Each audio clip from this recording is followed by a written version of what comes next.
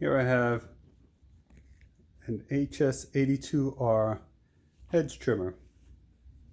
Now, what I had going on was the fact that these blades were recently transplanted onto this because this one didn't have any blades. The blades came off of a working unit. This motor runs. When I put the blades on here, the blades ran momentarily because after I shut it off, turned it back on, they just wouldn't budge. Though this was running, so much so that the motor started to smoke, so I shut it down. Now I went in, I rechecked the gears. The gears are fine. The clutch itself was a little rusted up, so I cleaned that out, but I noticed that there wasn't anything online pertaining to clutches, so let me show you how I did that. Now the first thing I did was I took these bolts off the top to remove this. At that point I also took off this side air filter. Now to actually pull this up to have access to the clutch, there are 3 bolts on the bottom of this. They're located here. Well, let's see, can you see this? Yeah, there's 1, 2, and 3. Those bolts have to come out. And once you do that,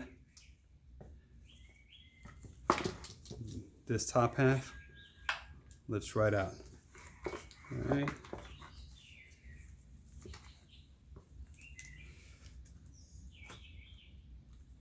Now, I had already cleaned the clutch and lubricated it so that way for a centrifuge, because that's a centrifugal clutch. As it spins, it opens up just to make sure that it was moving.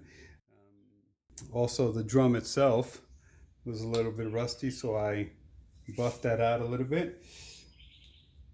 Now, what I did notice is that if I try and move the clutch, if I try and, move the drum, it is rather difficult to move the drum.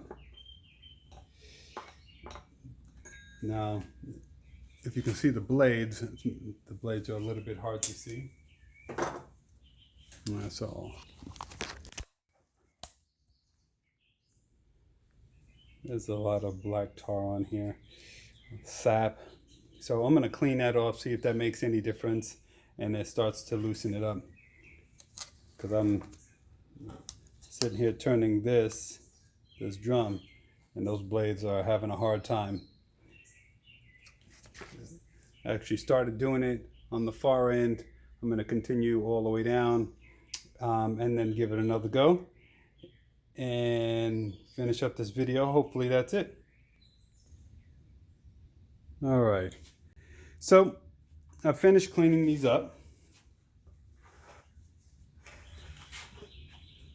Cleaned up whoops, there you go.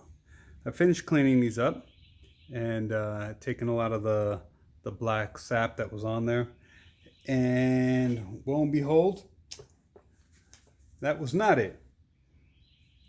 So I said, what else could it be?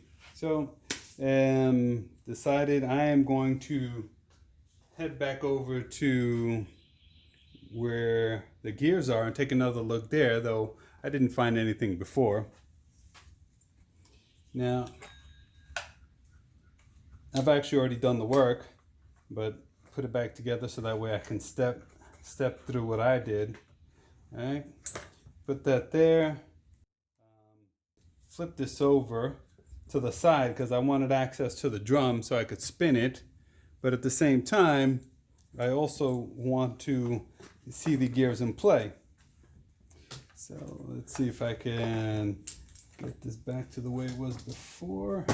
There we go. So I flipped this over, took off the 6 screws. Now, interestingly enough, with this, I did use a torque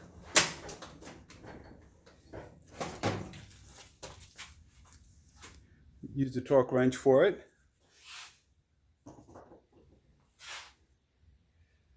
All right, so we take this off and ever so gently, there we go. But then I realized that I did not use the torque wrench on the two screws right here, which actually hold this blade in place, locked in with the gears.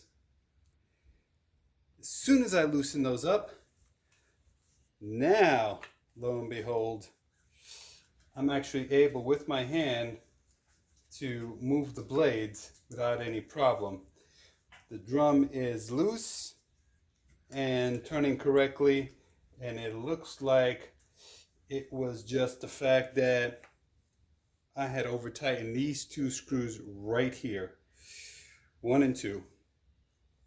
At this point, I'll torque that to the correct specs, put this back together, and I am almost positive we have found the culprits in this long dilemma that I've been going through as far as checking the drum, checking the clutch, sanding down the sap off the blades. I mean, I was going crazy, and it was just these two screws.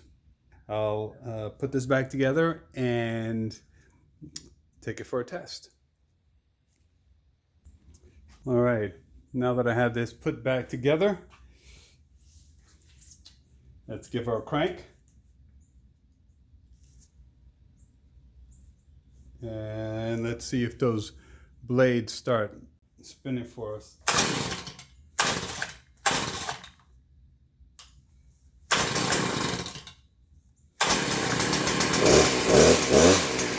And there they go.